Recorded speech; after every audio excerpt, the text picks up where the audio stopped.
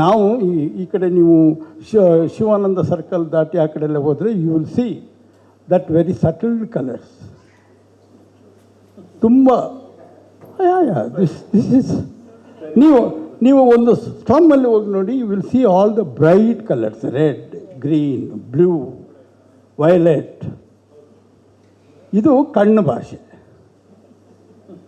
ಕಣ್ಣು ಹೇಗೆ ಸ್ಟಡಿ ಮಾಡುತ್ತೆ, ಅವರ ಕಲ್ಚರನ್ನು ಹೇಗೆ ರೆಪ್ರೆಸೆಂಟ್ ಮಾಡುತ್ತೆ, ಆ ಕಣ್ಣು ಸ್ಟಡಿ ಮಾಡಿದ್ರಿಂದನೇ ಆ ಚಿತ್ರಗಳು ಬಂದದ್ದು. ಭಾಷೆ ಇದೆಯಲ್ಲ, ಭಾಷೆ ಕಲಿಯೋದಕ್ಕೆ ಸ್ವಲ್ಪ ಸಮಯ ತಗೊಳ್ಳುತ್ತೆ, ಆದರೆ ಕಣ್ಣು ಅದಕ್ಕಿಂತ ಫಾಸ್ಟಾಗಿ ಕೆಲಸ ಮಾಡಿರುತ್ತೆ. ಕಣ್ಣಿದೆಯಲ್ಲ ತುಂಬ ಬೇಗ, ವೆರಿ ಇಂಟೆಲಿಜೆಂಟ್.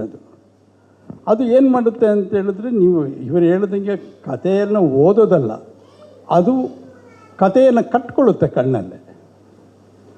ತನಗೆ ಬೇಕಾದ ಕಥೆಯನ್ನು ಅದು ಕಟ್ಕೊಳ್ಳುತ್ತೆ ಕಣ್ಣಲ್ಲಿ.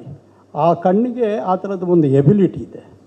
ಅದು ಸೂರ್ಯನನ್ನು ನೋಡಿದಾಗ, ಬೆಟ್ಟವನ್ನು ನೋಡಿದಾಗ, ಸುತ್ತಮುತ್ತಲು ಯಾವುದೇ ಒಂದು ವಸ್ತುವನ್ನು ನೋಡಿದಾಗ ಅದರ ಇಂಟರ್ಪ್ರಿಟೇಷನ್ ಬೇರೆ ಇರುತ್ತೆ. ನಾನು ಒಂದು ಕಡೆ ಜಡ್ಜ್ಮೆಂಟ್ಗೆ ಹೋಗಿದ್ದೆ, ಚಿಲ್ಡ್ರನ್ ಕಾಂಪಿಟೇಷನ್ ಜಡ್ಜ್ಮೆಂಟ್ಗೆ ಹೋಗಿ. ಅದು ಏನಾಗಿತ್ತು ಅಂತ ಹೇಳಿದ್ರೆ, ಎಲ್ಲ ಥರದ ಬೇರೆ ಬೇರೆ ಗೌರ್ಮೆಂಟ್ ಸ್ಕೂಲು, ಸ್ಲಮ್ಮರಿಲೋ ಸ್ಕೂಲು, ಮತ್ತು ಚೆನ್ನಾಗಿ ಸಾಕಷ್ಟು ಶ್ರೀಮಂತರು ಸ್ಟಡಿ ಮಾಡುವಂಥ ಸ್ಕೂಲು, ಇವ್ರದ್ದು ಎಲ್ಲ ಮಕ್ಕಳದು ಅಲ್ಲಿ ಸೇರಿಸಿ ಒಂದು ಕಾಂಪಿಟೇಷನ್ ಮಾಡಿದರು. ನಾನು ನೋಡ್ತಾ ಬಂದೆ.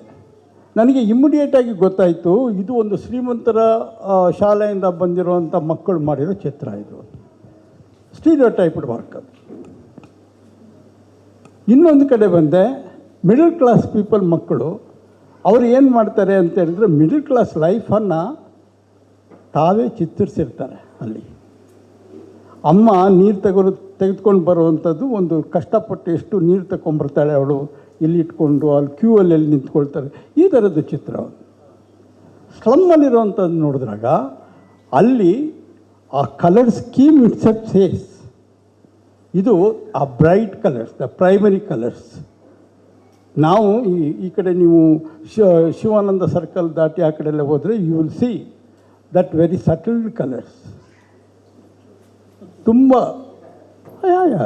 ದಿಸ್ ಇಸ್ ನೀವು ಒಂದು ಸ್ಲಮ್ಮಲ್ಲಿ ಹೋಗಿ ನೋಡಿ, you will see all the bright colours, red, green, blue, violet. ಇದು ಕಣ್ಣು ಭಾಷೆ. ಕಣ್ಣು ಹೇಗೆ ಸ್ಟಡಿ ಮಾಡುತ್ತೆ, ಅವರ ಕಲ್ಚರನ್ನು ಹೇಗೆ ರೆಪ್ರೆಸೆಂಟ್ ಮಾಡುತ್ತೆ, ಆ ಕಣ್ಣು ಸ್ಟಡಿ ಮಾಡಿದ್ರಿಂದನೇ ಆ ಚಿತ್ರಗಳು ಬಂದದ್ದು. ನಾನು ಇದ್ರ ಬಗ್ಗೆ ಅಷ್ಟು ಇವರಷ್ಟು ತಜ್ಞರಲ್ಲ, ಆದರೆ ನನಗೆ ನನ್ನ ಮಕ್ಕಳಿಗೆ ಅಥವಾ ಮುಂದೆ ಬರುವ ಮಕ್ಕಳಿಗೆ ಯಾವ ಥರದ ಕತೆ ಇರ್ಬೋದು ಇಟ್ಟರೆ ಚೆನ್ನಾಗಿರುತ್ತೆ ಅಂತ ಅಷ್ಟೇ ನಾನು ಹೇಳೋದಕ್ಕೆ ಇಷ್ಟಪಡ್ತೇನೆ. ಮೊನ್ನೆ ಇವರು ಹೇಳ್ತಾಯಿದ್ರು, ನಾನು ಇವರು ಫೋನಲ್ಲಿ ಮಾಡಿಬಿಟ್ಟು ಸರ್ ಈ ಥರ ಬರಬೇಕು ಅಂತ ಹೇಳಿದೆ. ನನಗೆ ನಮ್ಮಲ್ಲಿ ಕೆಲಸ ಇಲ್ಲ ಸರ್, ನೀವು ಬನ್ನಿ, ಚಿತ್ರ ಬರೆದಿದ್ದೀರಲ್ವ ಎಷ್ಟು ಪುಸ್ತಕಗಳಿಗೆ, ಅದ್ರ ಬಗ್ಗೆ ಪ್ರಶ್ನೆ ಬರ್ಬೋದು ಅಂತ. ಈ ಪ್ರಶ್ನೆ ಆ ಥರ ಪ್ರಶ್ನೆ ಬರ್ತಾಯಿಲ್ಲ, ಅದನ್ನು ಮೀರಿರೋಂಥ ಪ್ರಶ್ನೆ ಬರ್ತಾ ಇದೆ ಈಗ. ಸೊ ಅವರು ಹೇಳ್ತಾಯಿದ್ರು ಕಂಟೆಂಪ್ರರಿ ಅಂದರೆ ಏನು ಅಂತ ನಾನು ಅವರಿಗೆ ಕೇಳಿದೆ. ಅವ್ರು ಹೇಳಿದ್ರು, ಇಲ್ಲ ಸರ್ ನಾವು ಒಂದು ಪುಸ್ತಕ ತಂದಿದ್ದೀವಿ, ಕಕ್ಕ ಕತೆ ಅಂತ ಹೇಳಿ ಅಂತ ಹೇಳಿದ್ರು. ಹೌದಾ, ಏನು ಕಕ್ಕ ಕತೆ ಅಂದರೆ ಏನು? ಇಲ್ಲ ಸರ್, ಈಗ ಕಕ್ಕ ಇದೆಯಲ್ಲ ಅದ್ರ ಬಗ್ಗೆ ಒಂದು ಕತೆ ಇದೆ. ನನಗೆ ಆಶ್ಚರ್ಯ ಆಯಿತು. ಆಮೇಲೆ ಸುಮ್ಮನೆ ಮನೇಲಿ ಹೋಗ್ಬಿಟ್ಟು ಕೂತ್ಕೊಂಡು ಯೋಚನೆ ಮಾಡ್ತಾಯಿದ್ದೆ, ಕಕ್ಕ ಕಥೆಯಲ್ಲಿ ಯಾವ್ಯಾವ ಥರ ಪದ ಬಳಕೆ ಬಂದಿರ್ಬೋದು ಅಂತ. ಈಗ ನೋಡಿ, ಆನೆ ಹಾಕಿದ್ದಕ್ಕೆ ಲದ್ದಿ ಅಂತವೆ, ಪಿಚಿಕೆ ಅಂತವೆ, ಈ ಥರ ಬೇರೆ ಬೇರೆ ಪದ ಬಳಕೆಗೆ ಅದನ್ನು ಬಳಸಿದ್ದಾರೆ, ಅಕ್ಯುರೇಟಾಗಿ ಅದನ್ನು ಬಳಸಿದ್ದಾರೆ.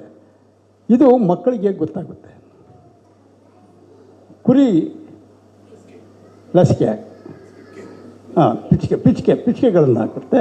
ಹಕ್ಕಿಗೆ ಏನಾದರೂ ಹಕ್ಕಿ ಬಿದ್ದು ಏನೋ ಬಿತ್ತು ನೋಡೋ, ಸ್ವಲ್ಪ ಏನೋ ಕಕ್ಕ ಏನೋ ಆಗಿದೆ ಅಂತಲೂ ನೋಡ್ತಾರೆ. ಸೊ ಕಕ್ಕ, ಪಿಚಿಕೆ, ಲದ್ದಿ, ಈ ಥರದ ಬೇರೆ ಬೇರೆ ಪದ ಬಳಕೆ ಆ ಕಥೆಯಲ್ಲಿ ಇದೆಯಾ ಅನ್ನೋದು ನನಗೆ ಗೊತ್ತಿಲ್ಲ. ನಾನು ಯಾಕಂದರೆ ಕತೆ ಓದಿಲ್ಲ.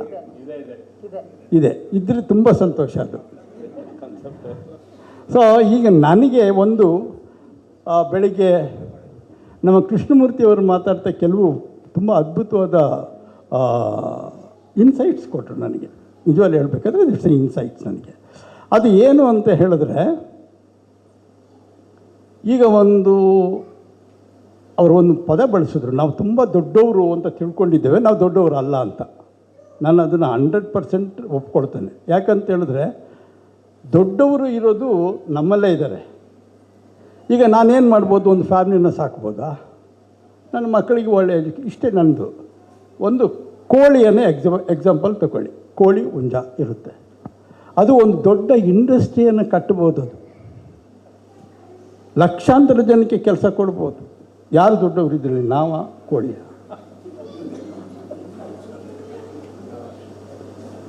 ನಾವು ಈ ಥರದ ಸಣ್ಣ ಸಣ್ಣ ವಿಚಾರಗಳನ್ನು, ಅಕ್ಕದಲ್ಲೇ ಇರುವಂಥ ವಿಚಾರಗಳನ್ನು ತಗೋಬೇಕು. ನಾನು ನಾಯಿಗಳ ಬಗ್ಗೆ ನನಗೆ ಅಷ್ಟಿಲ್ಲ. ನನ್ನ ಮನೇಲಿ ಒಂದು ಸಾಕು ನಾಯಿ ಅಂದರೆ ಬೀದಿ ನಾಯಿನ ಸಾಕಿದ್ದು ಉಂಟು, ಅಷ್ಟು ಬಿಟ್ಟರೆ ನನಗೆ ಅನುಭವ ಇಲ್ಲ. I was referring to this. ಅದರಲ್ಲಿ ಡಾಬರ್ಮನ್ ಅಂತ ಬಂದೆ, ಗುಡ್ಸೆ ಎಂಥದ್ದು ಶಪರ್ಡ್ ಅಂತ ಒಂದು ಬಂದಿದ್ದು.